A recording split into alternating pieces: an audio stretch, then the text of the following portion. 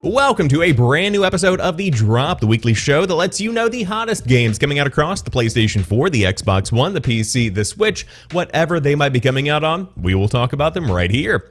Today, Spongebob is back in battle for Bikini Bottom Rehyrdrated. On top of that, Duke Nukem is coming to the Nintendo Switch, and Star Wars Episode 1 Racer finally sees its release after being delayed earlier this year. So without further ado, let's go ahead and dive into this week's top game releases. To kick things off, Spongebob Squarepants Battle for Bikini Bottom Rehydrateded is coming out on the PS4, the Xbox One, the Switch, and the PC. Are you ready, kids? The cult classic is back, faithfully remade in Sponge-tastic splendor. Play as SpongeBob, Patrick, and Sandy and show the evil plankton that crime pays even less than Mr. Krabs. Want to save Bikini Bottom from lots of rampant robots with your mighty bubbles? Of course you do. Want to underpants bungee jump? Why wouldn't you? Want to join forces in a brand new multiplayer mode? The battle is on. And now let's break down some features. Much like Liam Neeson in 2009's Taken, play as SpongeBob, Patrick, and Sandy and use their unique set of skills. Thwart Plankton's evil plan to rule Bikini Bottom with his army of wacky robots and meet countless characters from the beloved series. The remake is a faithful remake of one of the best SpongeBob games ever created. It has high-end visuals, modern resolutions, and carefully polished gameplay. A brand new Horde mode for multiplayer for up to 2 players, online and offline, is included, and restored content that was cut from the original game, like the Robo-Squidward boss fight, is back with more. This game exists purely because of nostalgia. People played this game back in the day. Specifically, I played the PS2 version, and now THQ Nordic sees an opportunity to bring it back and maybe get some SpongeBob fans excited about the fact that Battle for Bikini Bottom is on the newest hardware. That being said, looking at the gameplay, it seems like the nostalgia factor here, the rose-colored glasses are definitely on.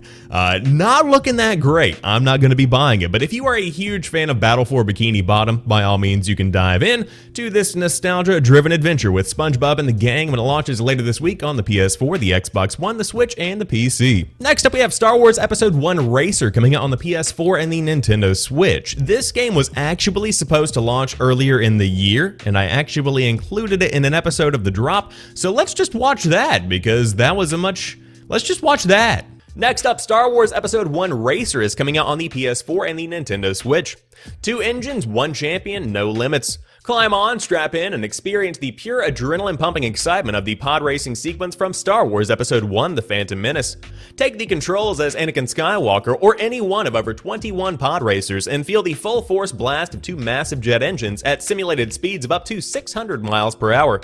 Rein in a turbine-driven chariot through 8 spectacular worlds. Negotiate through flaming methane lakes, Tusken Raider assaults, ant-gravity tunnels, and much more in a pulse-pounding, do-or-die fight to the finish where anyone will do anything to cross the finish line.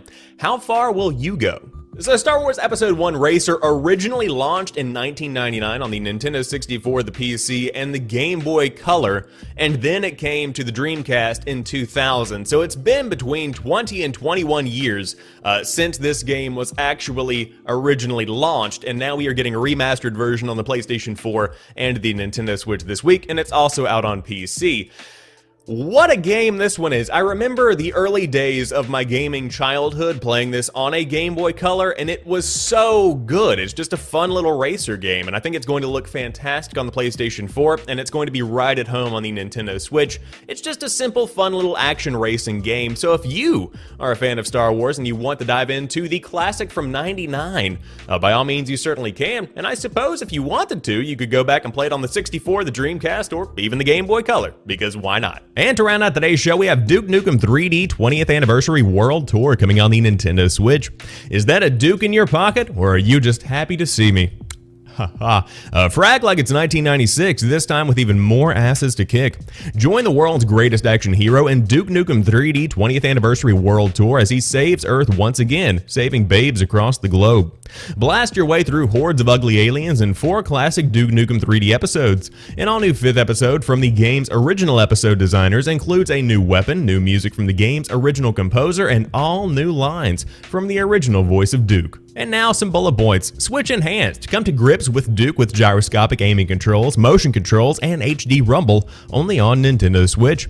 Campaign Co-op. Enjoy the full campaign with up to 8 players in ad hoc multiplayer or with Nintendo Switch Online. Duke Match. Frag your friends in Duke's take on classic deathmatch, playable with up to 8 players over ad hoc multiplayer or with Nintendo Switch Online. A new weapon is now available. Duke Nukem roast aliens with the incinerator. A new Duke voiceover. Enjoy colorful new Duke talk alongside high-fidelity re-recordings from Duke Nukem's original voice actor, John St. John. New music. The score for Episode 5 was maestroed by Duke's theme song author and original game composer, Lee Jackson, and of course, the entire game has been remastered. Play with the original 1996 look or enjoy a remastered look in true 3D with higher fidelity and frame rate. This is just a remaster of the 1996 game with a couple of new bells and whistles, including the new content. I want to mention, it's $5 right now on the Nintendo eShop, and it is $10 at most because that's what its MSRP value actually is. It launched on other platforms a few years ago, but now it's coming to the Nintendo Switch, where I think it will be right at home because of the way that the Nintendo Switch works. It just simply is a fantastic device for running through a couple of dungeons when you have a few extra minutes in your day, or going hard and playing the entire game in one marathon session. I'm not going to judge you. Do whatever you want. I've played 14 hours of The Last of Us Part 2 over the past 3 days. But if you are interested, Duke Nukem 3D 20th Anniversary World Tour is launching this week on the Nintendo Switch. And to round out today's show, we have some honorable mentions. First off, Dungeon 3 Complete is coming out on the PS4, the Xbox One, and the PC. Blair Witch is coming to the Nintendo Switch. Assetto Corsa Competizione? Oh, I think that's a Harry Potter curse. Is coming out on the PS4 and the Xbox One. Borderlands 3 Bounty of Blood, A Fistful of Redemption is coming out on the PS4, the Xbox One, and the PC. And Control, The Foundation is coming out on PS4, Xbox One, and PC as well. But that rounds out today's episode of The Drop. If you enjoyed this one, drop me a like down below and let me know what games caught your eye. Are you going to be getting anything new this week, or what are you playing? Would love to see you in the comments section down below. But of course, we will be back tomorrow for a brand new episode of the Jam Pack Report, my daily gaming news podcast. But until then, have a fantastic one, and peace.